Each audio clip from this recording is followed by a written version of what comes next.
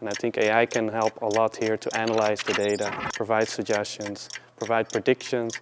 So maybe you don't even need to run the experiment. Right? I can already tell you this experiment probably will fail. So you can narrow down a lot of your time.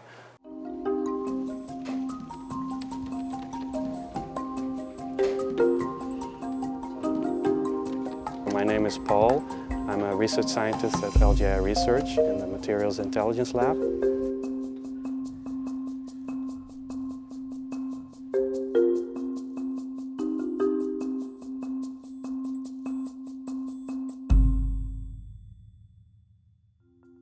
I'm from the Netherlands, so I did my bachelor and master back in the Netherlands. My bachelor was in computer science and my master in artificial intelligence. After that, I worked for about 2 years in Tokyo within the game industry as a data scientist and a big data engineer. And I wanted to continue my PhD, so I came to Korea and I did my PhD in kind of neuroscience and brain-focused, so brain-inspired AI at Korea University here. And we joined the LG AI kind of competition hackathon. Yeah, so I saw online that there was this competition hosted by LG and with Paul. And this particular topic was related with something I was interested in and I was working on in university. But let's just try and check this competition, and in the end we luckily won.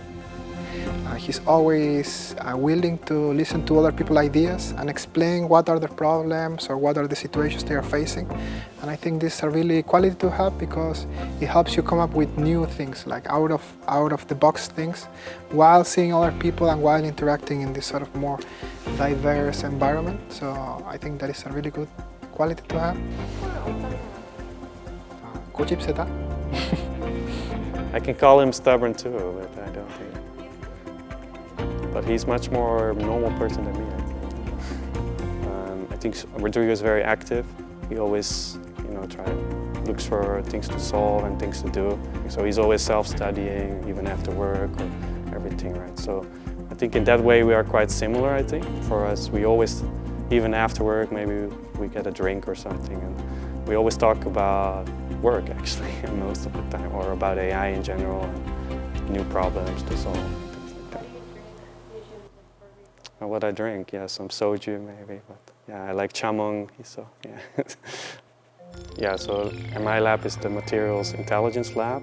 So there mostly works with chemistry and chemical compounds. So these are molecules mostly.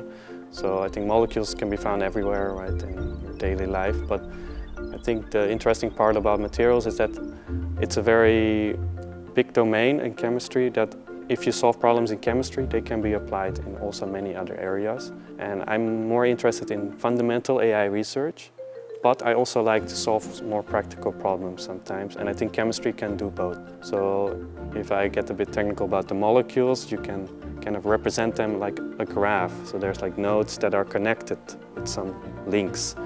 And these graphs are everywhere, like social media, maybe one node can be like a friend of another person, and that's like a connection. And a molecule, you have like an atom that is connected to another atom, and they have a link.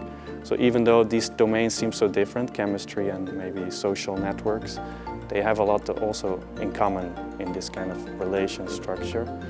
So I think the MI lab provides a lot of this kind of fundamental problems that you can solve, plus also solving practical problems. We have a lot of collaboration even within our lab, because you want kind of also more domain-specific knowledge, because these high-level research things, they become so specific that you cannot know everything anymore, right? So you need kind of specialized people that are more expert in each area, and so we collaborate a lot on this. And I also like that there's a lot of interaction with the other LG affiliates, like LG Chem or LG Energy Solutions. So that way you stay connected a bit to reality, like to the practical problems. Creative, they always are active or doing stuff, and I really like that sort of vibe, that people are really open, trying to look for the next thing or something to do. I really like that we are really interdisciplinary. There are many experts on different areas, and we all discuss together what to do and kind of what will be interesting to do in the future. Yeah, so I'm mostly involved in 2 projects. One would be the EXA-1 discovery platform, and the other would be related to neurochemical synthesis, we call it.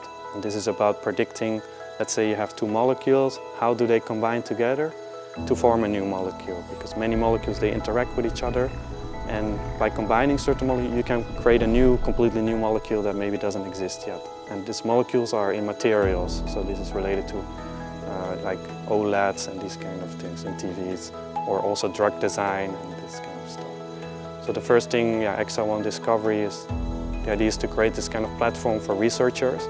We have these two molecules, what comes out of it, or what is like the boiling point of a certain molecule.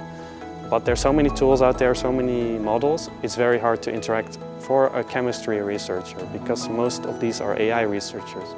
And I think it's about bringing AI models to a chemist researcher so they can kind of use it and they can intuitively use it.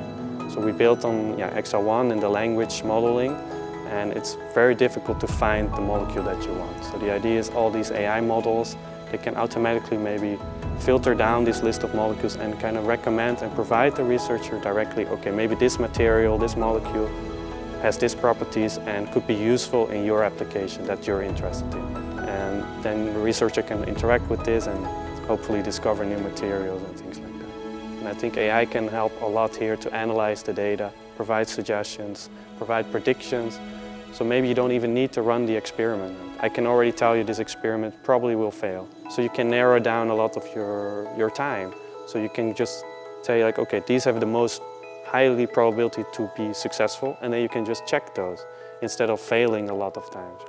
I'm not really a SOTA person. I think people focus a bit too much on getting the best accuracy scores on these benchmarks that are like in scientific publications. Like maybe they get 80% and they want to get like 81%. And I think that is a little bit meaningless at some point. It's just too little of a difference. That doesn't reflect practical problems in reality. Actually, I just think about the fundamental underlying kind of solution that I want. I think I mainly have two goals in life, let's say short term and long term. So short term is finishing XR1 Discovery and creating this platform for researchers to use. Like I said, I like seeing practical results and people using it. So I'm really happy when other researchers are using it and I can see how they interact with the platform and what materials they might discover and these kind of things. So my ultimate goal is achieving maybe AGI, which would be artificial general intelligence. So this would be more like a kind of super intelligence kind of system that's smarter than a human, I guess.